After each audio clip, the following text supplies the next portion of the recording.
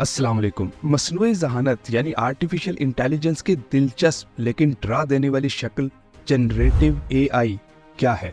जदीद टेक्नोलॉजी के दौर में जहां एआई के चर्चे हैं, वहीं इसकी बढ़ती हुई तरक्की कुछ लोगों को फिक्रमंद भी कर रही है। लेकिन तमाम तर खदशात के बावजूद दुनिया भर में लोग एआई पर अरबों डॉलर्स की सरमायाकारी करने से नहीं झिझक रहे।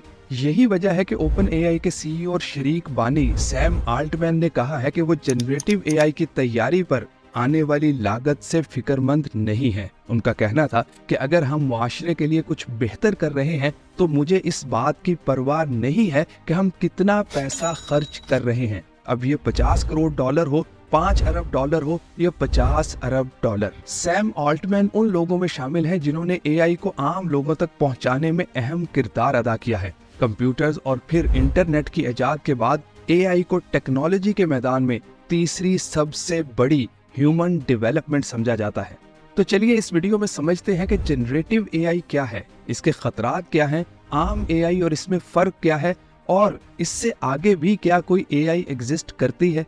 This is Farhan Murtaza, business consultant, corporate trainer and leadership development coach. Generative AI artificial intelligence की एक ऐसी किस्म है जो प्योर न्यू कंटेंट तख्लीक कर सकती है।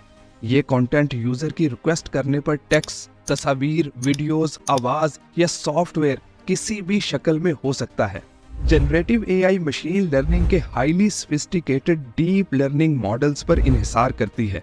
डीप लर्निंग सीखने और फैसला साजी यानी डिसीजन मेकिंग में इंसानी दिमाग, ह्यूमन माइंड की नकल करती है। ये मॉडल वसी मिकदार में मौजूद डाटा से मतलूबा सैंपल्स की शनाख्त करता है। इन्हें समझकर इसके बाद ये खास अंदाज में यूजर की तरफ से दी गई हदायत की बुनियाद पर नया और यूजफुल कंटेंट तख्लीक करने के लिए अपनी अंडरस्टैंडिंग का इस्तेमाल करता है।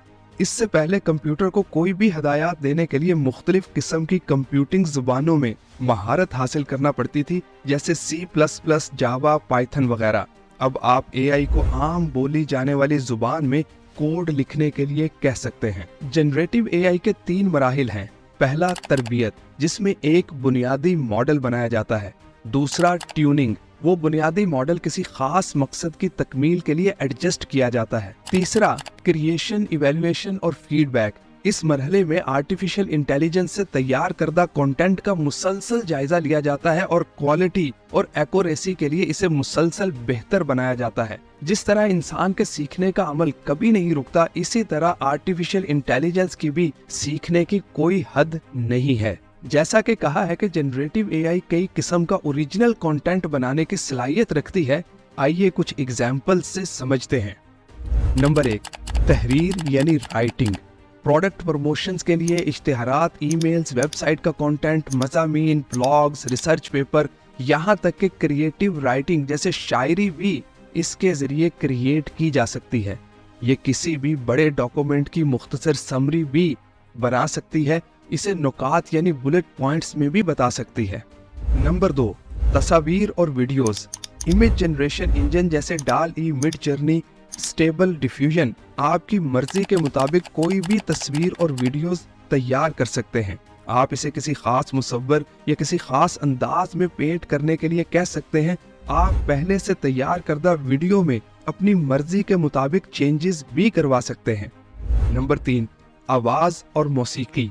जनरेटिव मॉडल कुदरती आवाजों और ऑडियो कंटेंट को यकजा करके बोल सकते हैं, किताब पढ़ सकते हैं। ये मौसीकारों के लिए मुकम्मल तौर पर असल मौसीकी तैयार कर सकती है, बिल्कुल एक माहिर मौसीकार की धुन की तरह। Number 4, software code. एक कंप्यूटर कोड तख्लीक कर सकती है जिसके बाद सॉफ्टवेयर डेवलपर्स जल्दी से गलतियों को दूर करके कोई भी सॉफ्टवेयर काम करने की हालत में तैयार कर सकते हैं। ऐसा करने के लिए इन्हें कंप्यूटर ज़बान में हदायत देने की ज़रूरत नहीं है, बल्कि वो इंसानी ज़ुबान में एआई मॉडल को बता सकते हैं कि कौन सा कोड लिखना है और ये किसके लिए इस्तेमाल होगा। नंबर 5, डिज़ाइन और आर्ट। जनरेटिव एआई डिज़ाइनर्स के लिए मुनफरिद फनकाराना डिज़ाइन तख्लीक कर सकती है, वीडियो गेम वगैरह के लिए माहौल और किरदार बना सकती है। नंबर 6, इल्यूजन्स और artificial data. Generative AI models को हकीकी आदाद व शुमार की बुनियाद पर आर्टिफिशियल डाटा और स्ट्रक्चर पैदा करने की तरबियत दी जा सकती है। मिसाल के तौर पर एक नई दवा तैयार करने के लिए इसकी केमिकल कंपोजिशन क्या होनी चाहिए। अब जरा बात करते हैं एआई के इम्कानात और खतरात पर। कोई भी टेक्नोलॉजी अच्छी या बुरी नहीं होती, उसका इस्तेमाल अच्छा या बुरा हो सकता है।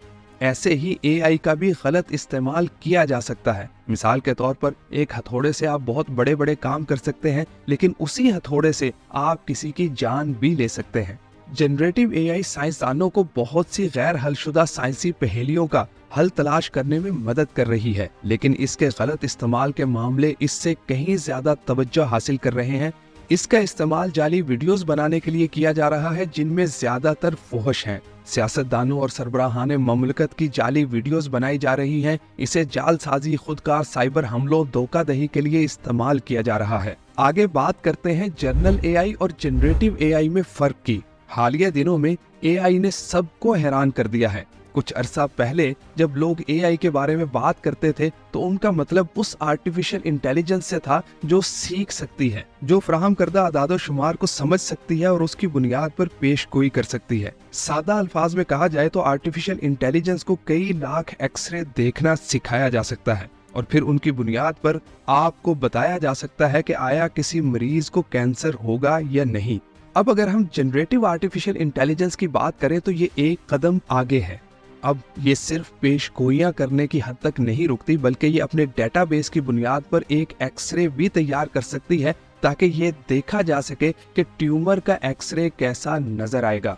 जनरेटिव एआई से एक दर्जा ऊपर सुपर एआई है, जो फिलहाल थ्योरेटिकल सतह पर है। अगर हम कभी इसे इस्तेमाल करने के काबिल हो जाए तो ये सोचने, समझने, सीखने, फैसला करने के काबिल हो जाएगी। इसमें सुपर ह्यूमन इंटेलिजेंस होगी और इस आर्टिफिशियल इंटेलिजेंस की सलाहियतें इंसानी समझ से बालातर होंगी।